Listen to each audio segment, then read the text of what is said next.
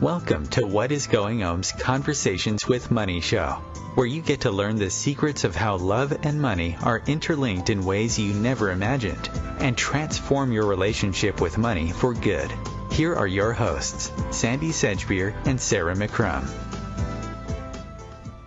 Hello, and welcome to part 3 of Conversations with Money, co-hosted by me, Sandie Sedgbeer, and energy coach and consciousness of money expert, Sarah McCrum. Last month we talked about two much misunderstood concepts that are inextricably linked with money, value and worth. Today, given the extraordinary global crisis we're now experiencing, we're going to be exploring the power of two more words, attention and intention. Sarah, you've been helping entrepreneurs, conscious business owners and game changers master their personal energy for 20 years. And you're the author of Love Money, Money Loves You, which provides much of the inspiration for your popular consciousness of money programs and courses.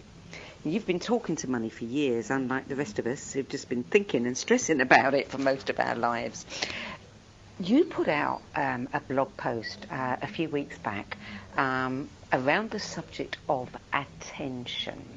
So tell me what attention has to do with money.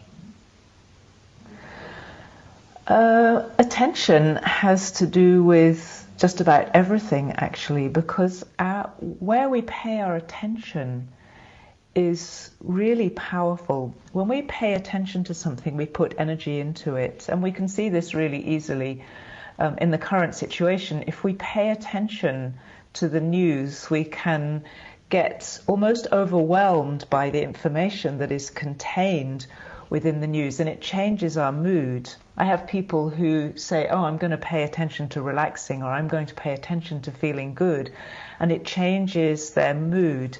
Now, the same thing is true with money. If you pay attention, for example, to receiving money, you will find ways to receive money. If you don't, because you say, I'm not interested in money, money's not important for me, it's not really surprising that you're not putting any energy into money, and at an energetic level you don't receive the energy of money, and at a tangible level it's actually therefore much harder to make money. Now, I mean, in physics there is a phenomenon known as the observer effect, which is what you say. You know, when we pay attention to something, it actually changes. I imagine it's going to change according to the frequency of the attention itself. So if it's fearful, if it's anxious, then it is going to change possibly in a less positive manner than if we're hopeful or positive. Yes, actually what I found in my own kind of testing, because when I read about that thing about the observer effect, I started to experiment with it, and what I discovered is that if we pay attention to something, so if we observe something without emotion around it, it always evolves. That means it always gets better. So if we notice something that's not working well, but we don't get all fraught about it, we don't get upset about it, we just say, that's not working very well in my life, it immediately starts to improve. If we notice something that's really good, we say, that's working really well, but we don't get excited, we don't put a charge around it, it also continues to improve. The thing is that what we usually do when we observe something is we bring emotion to it. So we say, that's not working very well, I'm not making very much money, what's wrong with me, I'm a loser, I'm really stupid, I can never make money, and we spin ourselves into a spiral. And that actually changes the whole experience, because then instead of allowing consciousness itself to work, which is what happens with that observer effect, we start to control what's happening through our emotions. We fix a negative emotion around what we've observed, and we actually prevent it from evolving. So it's incredibly powerful to understand that you can be honest with yourself. You can see honestly what's going on, and it will improve automatically. that's what really happens with that observer effect. You allow evolution to take place, but if you come to something very emotionally, you literally, through your emotions, create the kind of experience that you're going to have. Well, what happens then when everybody, as they are right now, are putting their attention, and it's probably more likely to be fear-filled attention on something like money, and you're trying to do your darndest to put some positive attention on it? Probably the answer to that question depends who you're asking about.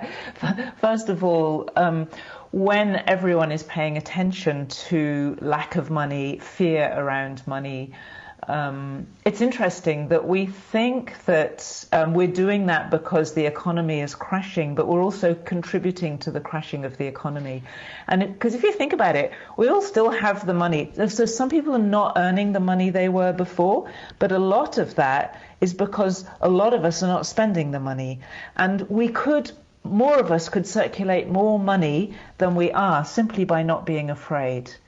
At the same time, for people like me who work in this field, it's like the field is much denser. When there's so much fear and it's so focused in one direction, then I think those of us who are really determined to feel and kind of anchor the new energy, because what's happening really is that there's a really powerful new energy coming in.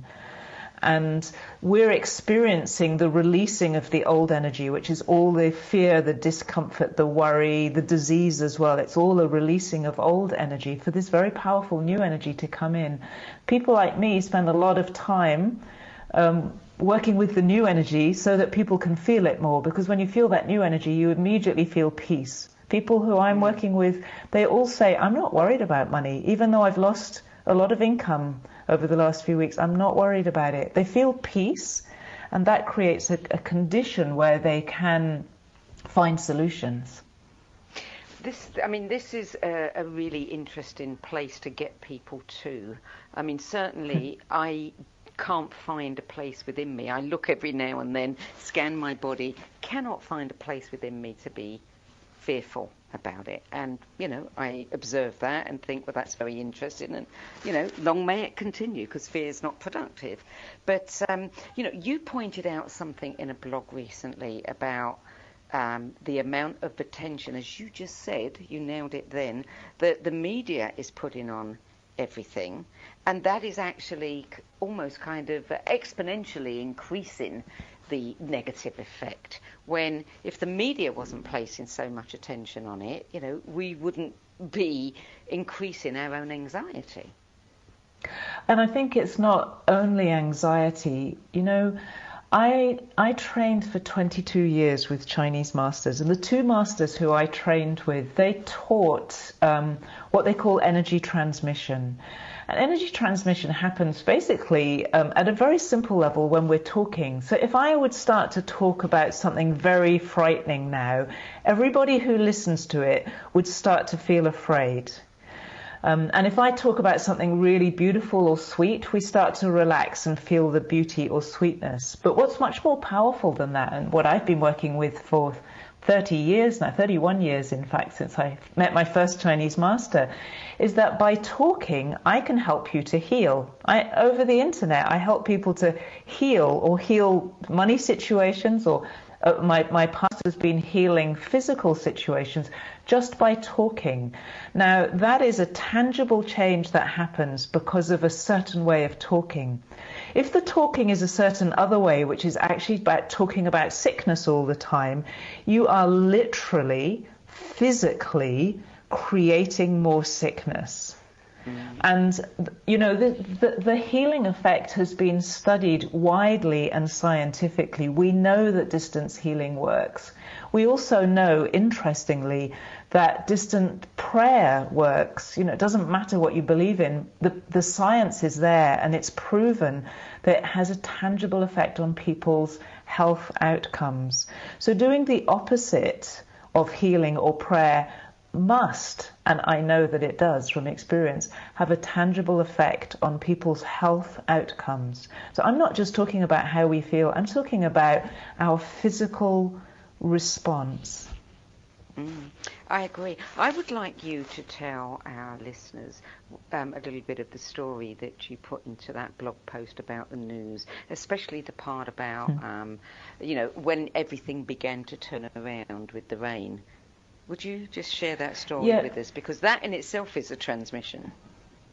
Yes, actually, I'll go back a little bit. What I started to notice last year, as the media started to pay more and more attention to climate change and climate disruption, it suddenly became a thing. Whereas before, sometimes the media were a bit kind of iffy about it.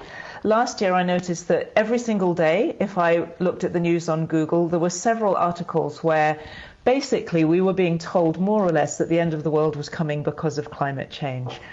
And there came a point, and I remember feeling it in the energy field, where the media was beginning to contribute to the disruption of the climate. And again, I know that this is possible. We literally, by the power of our attention, change our physical reality. So that was my first observation.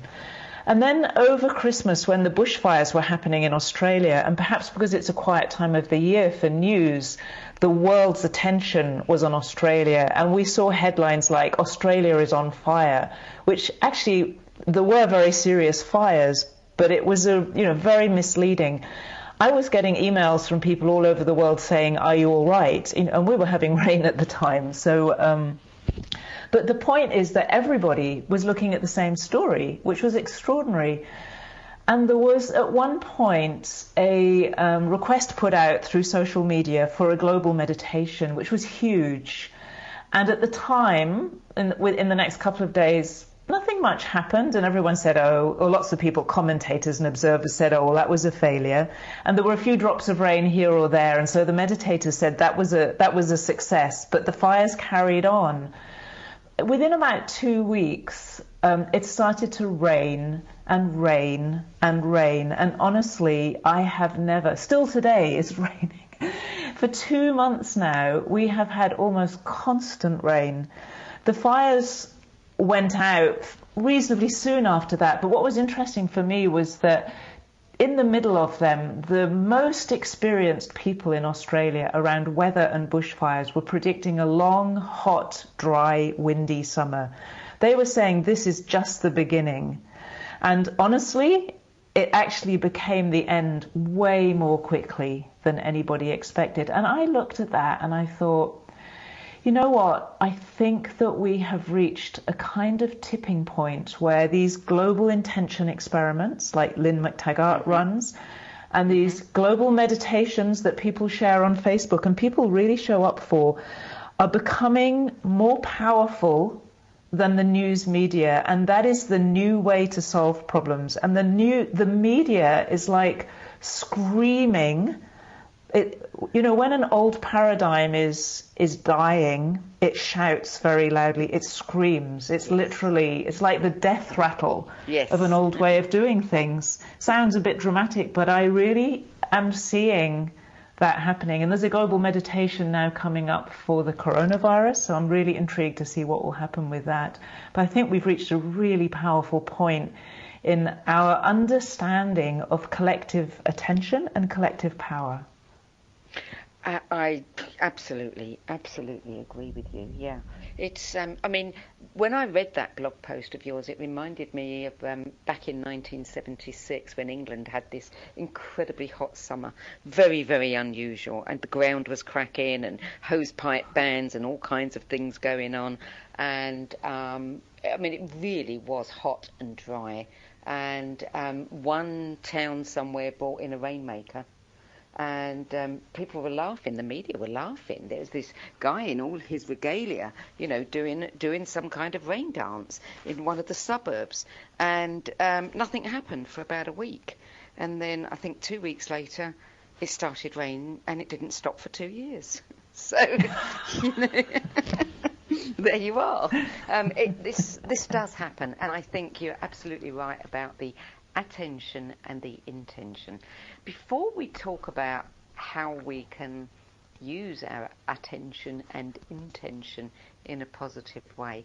What I want to know, have you spoken to money about how does it feel about all this negative attention that's suddenly been, does it get to the point where it's like, oh, too much, the weight of it is just too much?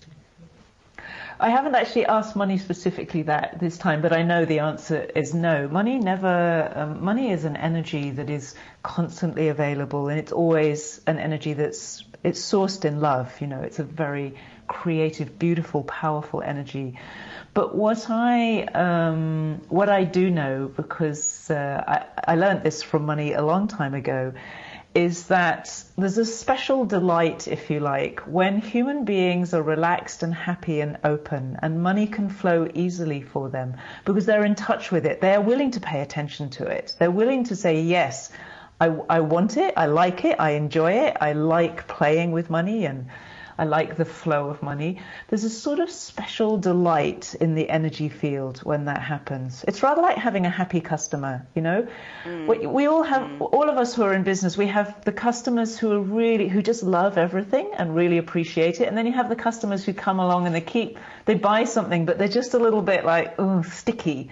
There is more delight in serving a happy customer. But I will always serve a sticky customer. I won't say, no, I don't want to serve you. But there's just a delight in doing it with people who really appreciate it. So when everyone closes down financially and economically, and money's not able to flow so much, there's that delight isn't in the air, and of course that makes us feel more pressure. And I think it's really up to us to understand what money really is. And that's why we're making this series, to understand that it really is an energy. It's not about the notes and coins you see. They are the product of that energy. And it's an energy that is always available. And it is available in times like this, just as it is in times when the economy is booming. And now is the most amazing time to start to study this energy and learn how it works, because those people who do that will be the people who are not affected by the recession, but they are able to actually create some kind of contribution and some kind of reward system, however it works, that works for them. And so I think it's an incredibly powerful time for money. I agree with you. It's so interesting. None of us, many people in the spiritual arena have been expecting something big coming down the pipeline, but nobody imagined that it would look like this. And yet we know that in order to create something new, we've really got to blow up what's there. And how else are you going to blow it up on a global scale? And what's really fascinating for me as I started to look at it, I think about all that news last year about the climate and about, the disasters and the crisis from that perspective. And I look at what an extraordinarily perfect response this is, because how many of us must, in the last few years, have prayed to put an end to pollution, or to slow down, or to connect with each other more. There's been so much focus paid to the lack of connection, lack of community, lack of family connection. And it's like all of those prayers were answered in one go. Suddenly we're all slowed down. Yes. Pollution has almost stopped all over the world.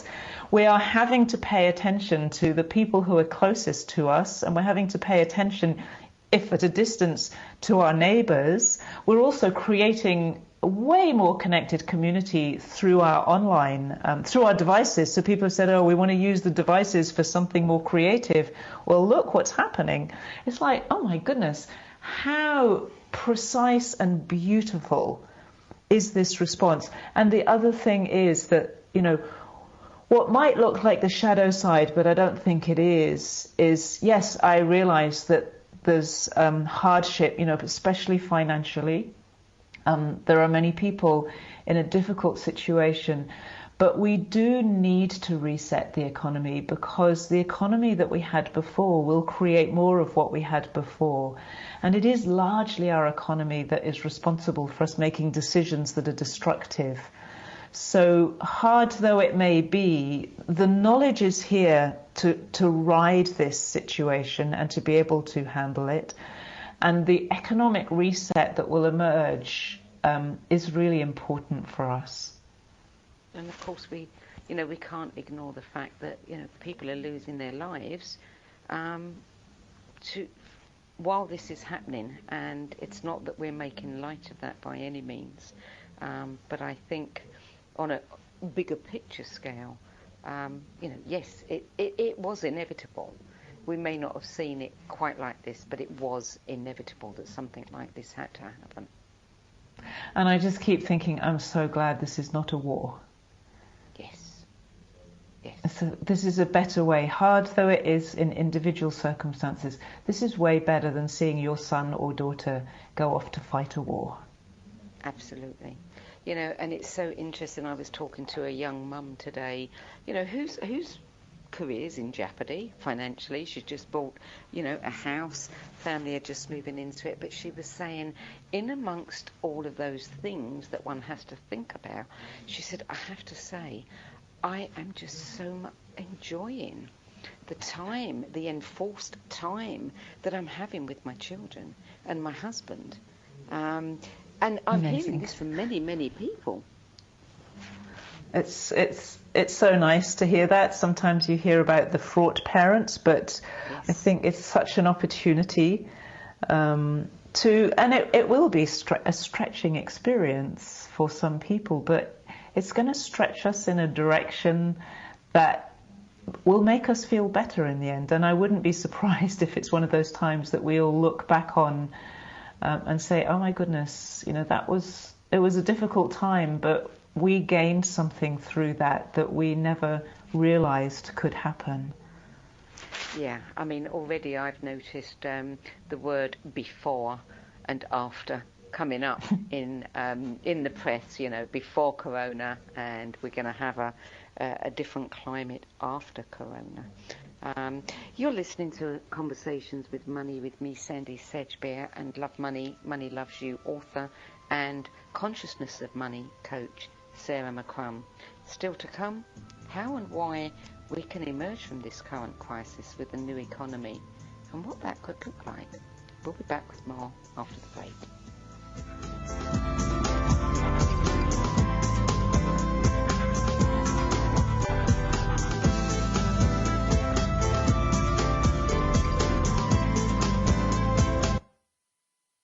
The future of Internet radio is here. OMTimes Radio. IOM FM.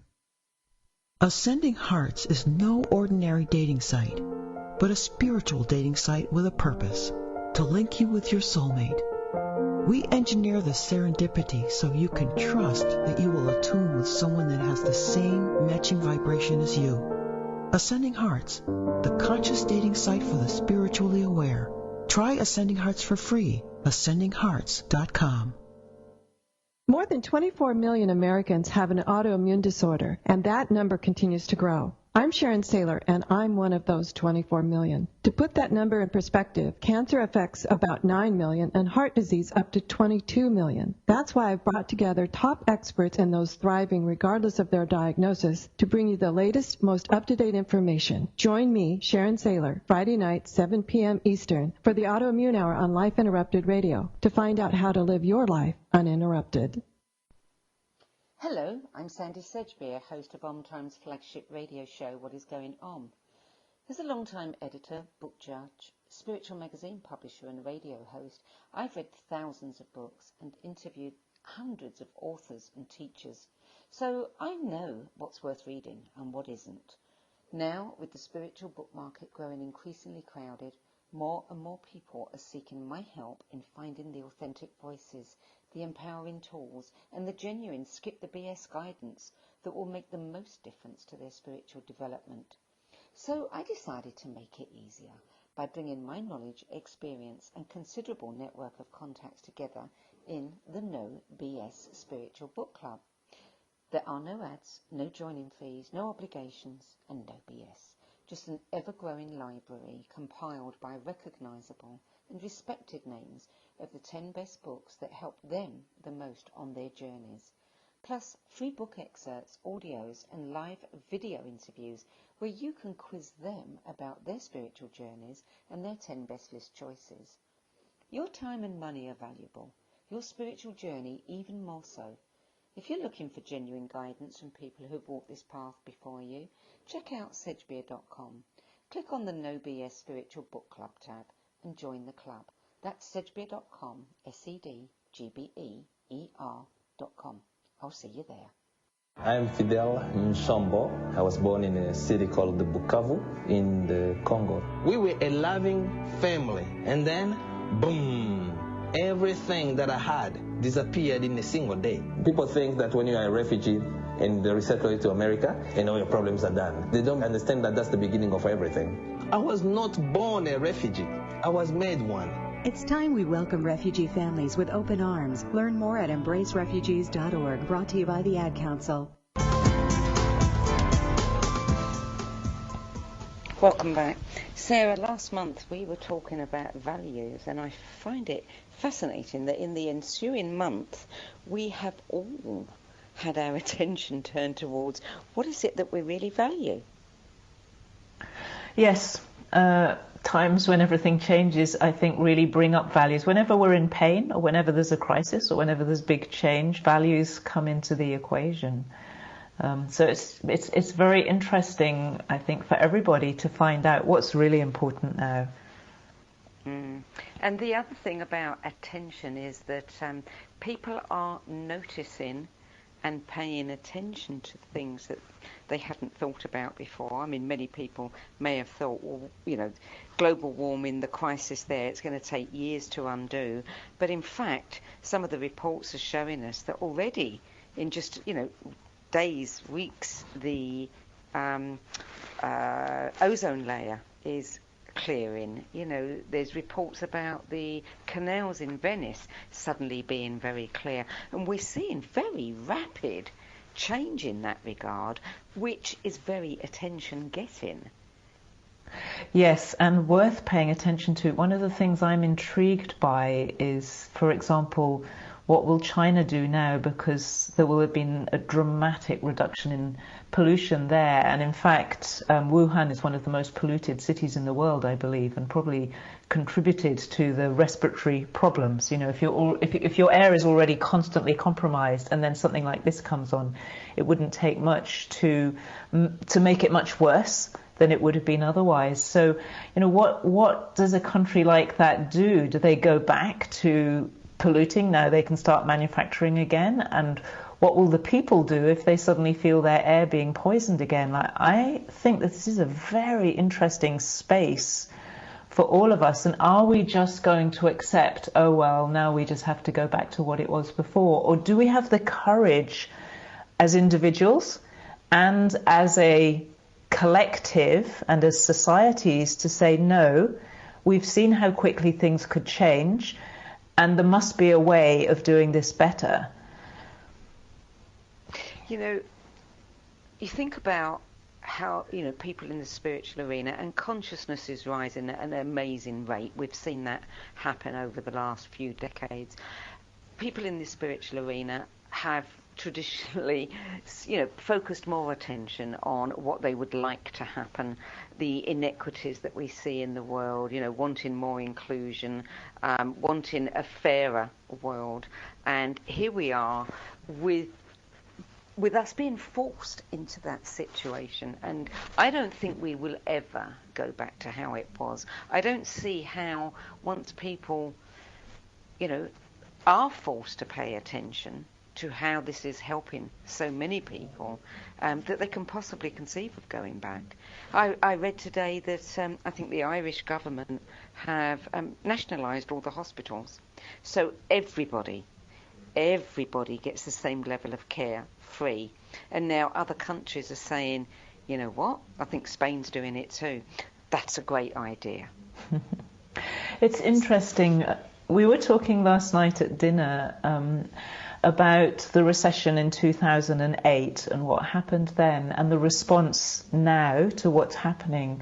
And in 2008, when the markets crashed very dramatically and very quickly, there was from what I remember, I was in the UK at the time, there was no response really in terms of protecting businesses. Businesses went bankrupt all over the place. I'm seeing, for example, in Australia, they're talking about having a hibernation for business so that people stop paying commercial rents, they stop the bank. It's like the banks and the landlords all have to cooperate with this, and everyone goes into hibernation because they are absolutely determined to prevent people from going out of business. I think that that is already a huge shift in consciousness that we're seeing, is this determination to protect individuals, at least more than we did last time, and to protect businesses, which are the backbone, after all, of the economy. And so I see that we can learn a lot again from this, and we're already developing new habits. We're developing habits that I think are the characteristics of a new economy: more generosity, more thoughtfulness about other people, more awareness of the impact of our own behavior on others who we can't see. You know, it's not only now, I've got a cold, you get a cold. It's what's the impact of me, who may not have any symptoms, on that old person I've never met before. We've never thought like that before. Yeah, the butterfly effect. We've heard about it, but it's never really been, you know, right centre in front of us, in a sense. It's just been an idea, you know. Yeah, and it's like a training system. It is. You're absolutely right. I'm interested in what you said earlier about the new economy. What would the new economy look like? Well, I tend to work mostly in principles, like what principles work with money. What I have experienced and also been taught by money that works, the fundamental principle, is generosity, what I think of as a generosity of spirit. And I want to say something about what that means, because most people, when they think about generosity, they think about, for some reason, they think about giving to charity, as though giving to charity is the epitome of generosity. To me, generosity is a spirit, it's a kind of energy, and it's an energy that allows for flow. So when I think of generosity, I think of being generous to myself and being generous to others. I don't see generosity as being about giving to the most needy people. If I pay for something, I enable somebody else to buy food and pay rent and do things. If I give money to an organization, I enable people to pay rent, pay for food, do things. If I invest in a business, I enable people to pay rent, buy food, and do things. And it might be that, you know, a few people are buying yachts or whatever, but when they buy that yacht, they enable the yacht builders and the sail makers and the metal people to buy food and pay rent and do all the things that we do. And so to me, generosity is having that open relationship with money where you're not afraid to pay for things in the way that you choose, whether it's giving or saving or paying and buying things or investing, whatever your choice is. And you're not afraid to receive money as well, because the more you receive, the more you can circulate. And so I see that if we have an economy that's based on this principle of generosity, which is what we are naturally, like human beings are naturally generous. When we're relaxed and happy, we love to give and we love to receive. If we can build an economy based on that, and I see the early stages of training for that at the moment, we're having to think more generously, then we can let go of the scarcity model that we've been used to, which is what makes everybody afraid. And when people are afraid, they pay attention to what they're afraid of, and then they attract what they're afraid of. So if we could release some of that fear by understanding that generosity actually works, and that it is safe to make money and receive money, and that there are ways to make money doing things that are meaningful to you. You don't have to sell your soul to make money. That, to me, is a more generous economy, a more generous culture, and one that's actually more natural for human beings. It speaks to who we really are.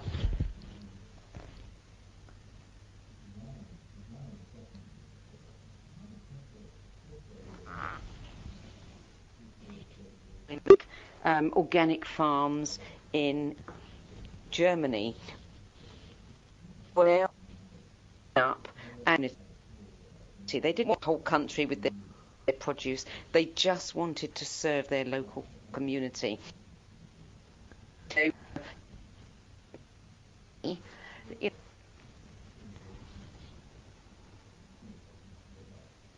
Chris, have I lost you?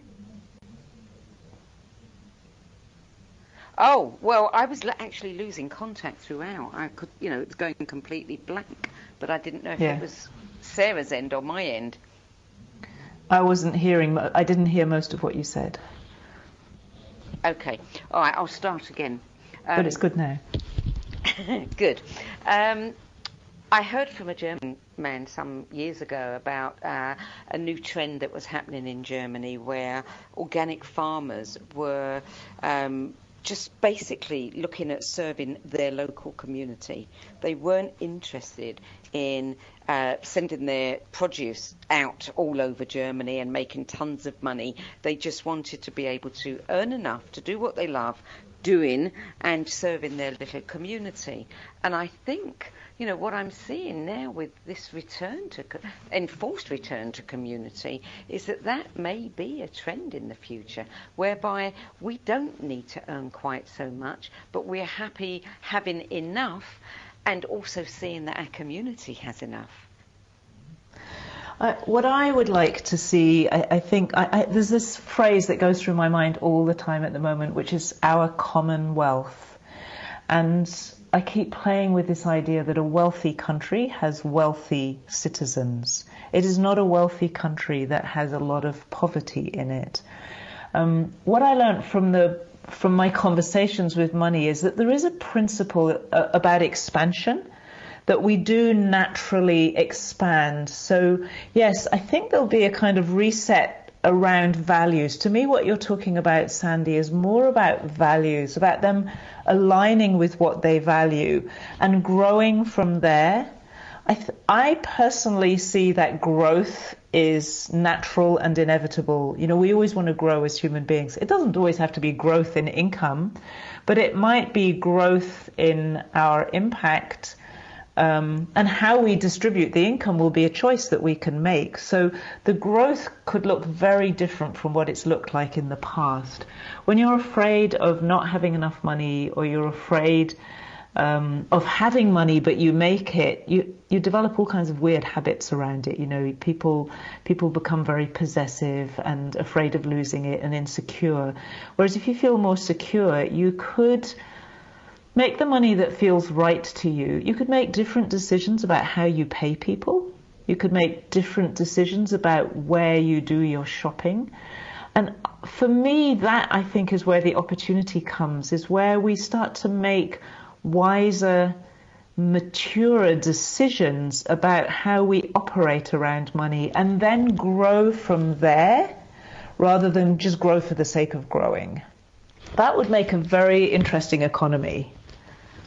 So you're not foreseeing that people will say, I will be content to earn less because, those that had less than me before can have a bit more if I have a bit less. You're looking at no, because it doesn't work like that. Has more. No. Yes, it doesn't work. It just doesn't work like that. We think that if I have more, somebody else has less. That's not true, actually. If you think about it, if I decide to create a business so that I'm going to make more money, I will then start to employ people who perhaps mightn't have had a job otherwise, so they start to make more money. They start to buy more in the economy, so other people start to make more money.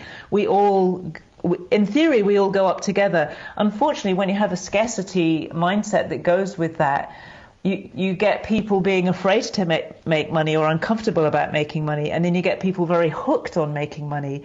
So the split, the range, doesn't come because that's how money is. It doesn't come out because if they make more, these people have less. It comes because we've not made wise, conscious, mature decisions about what we do with our money, and we've made decisions that are destructive to other people or destructive to the environment. And you can't go forever with that. You can't go forever making destructive decisions. You know, we've all seen pictures in the newspaper of, you know, the shops' shelves being empty, the stockpiling that's gone on, you know, the sudden disappearance of all the toilet paper in the land and all the pasta, etc. And I read an article, you know, by a psychologist trying to explain what this behaviour is about. And she said that it is an attempt to maintain control when we're in situations where we feel we don't have any, and that by going and buying all the toilet paper gives us a sense of security. So how do you think that, you know, in a new world order in terms of money, etc., that we will get out of those conditioned mindsets of control and security, yeah, and become more relaxed? How's that going to work? I mean, this really is about consciousness. It's about all of us expanding our consciousness. That maybe sounds a bit grand in a way because it's so easy to say words like that. But I am seeing, you know, we are seeing governments making decisions that I think would have been pretty unimaginable even a few months ago in terms of trying to protect people. We're seeing more discussions now about things like universal basic income, and the research shows that when there's a universal basic income, people actually relax, become more creative and contribute more. So it's really what I think of when we expand consciousness. What I mean by that is we make wiser decisions which change our reality. The decisions we make affect what we actually experience. So if we started making better decisions, then we will have a different experience. If we make decisions both individually and as a society that create a better distribution of wealth, we can help people to feel less insecure about money, and then that kind of consciousness gradually fades from our experience. It's there because we still have cellular memories. I often meet Americans who have grown up with their grandparents' fear around the recession in the 30s, the Great Depression, and the impact that it had on them. So as the new energy comes in, if we come back to the principles of energy, as the new energy comes in and establishes itself and is it's kinder and more generous, which it is, and we have a better experience with money, we can actually let go of those old memories. And as we let go of them, we don't revisit them. And then the people I know who've done more work on themselves are not panic buying, and they're not feeling insecure, and they find the things they need. They realize that they're going to eat the same amount now as they were eating before. We're going to be eating in the future. We don't need any extra food. And so they've already experienced that change. The more people who experience it, the more people who relax, who discover that we can survive this situation, the more that consciousness spreads. So it's up to people who are aware and think about consciousness and have done some work on it to really put into practice what you've learnt now. And this is the time for all those light workers, consciousness workers, spiritual workers, all the people who care about that stuff. This is our time to step up and say, hold on a moment. There is a better way of doing this, and I am going to be the first example in my life. Well, I hope that people do. I mean, right now, there's, you know, before this occurred, attention span was very short. There was so much competition for our attention. You know, our news is constantly going across our phones, little headlines in front of our eyes. You know, it was just crazy making. Now people have a chance to stop for a bit. But of course, we've still got a ubiquity of technology and things. You know, there's so many free things that people are offering. It's all competing for our attention again. So what advice can you offer people to help us get into a new routine, if you like, you know, to develop a practice of attention and intention and using them wisely as a kind of daily practice? I think if we go back to where we started this conversation, we were talking about the fact that what you pay attention to, let's express it like this: what you pay attention to grows. If you pay attention to scary things, they grow. If you pay attention to goodness, it grows. Whatever form of goodness that is. I personally find that awareness of things is really important. So just being aware of that, and then first of all, perhaps for a week or two, just observing, where am I paying attention? And is that where I want to pay attention? Observe it and don't do too much about it yet. Don't rush into action, but even write down. So today I paid attention to all of these things. You could put a percentage on it or put a number on it to show how much attention you paid. And then have a look at all those things you paid attention to and figure out, okay, which ones were valuable? Which ones were an investment of your time and energy? And which ones do you feel were a waste? And which ones wouldn't, some will just be necessary. And then ask yourself, how could I increase the amount of valuable attention I pay? And how can I decrease the attention that I'm wasting? And from that simple thing of starting to grow valuable attention, decrease wasted attention, and do the necessary attention, just do the necessary. Do the minimum, whatever is needed that's necessary, you will literally find not only that your emotional state changes, because when you pay attention to something that's valuable, you feel good, but you'll actually find that your reality starts to change. And what that looks like is your health gets better, literally, yes. Your relationships get better because you start to pay attention to love rather than fighting and arguing and, you know, being difficult and stroppy. So your relationships get better. Your business, money situation gets better because you start paying attention to receiving money rather than losing it, being scared of not having enough, being scared of being broke or whatever. You pay attention to different things, and it really is true. What you pay attention to grows, and it grows physically, tangibly. It grows in the world.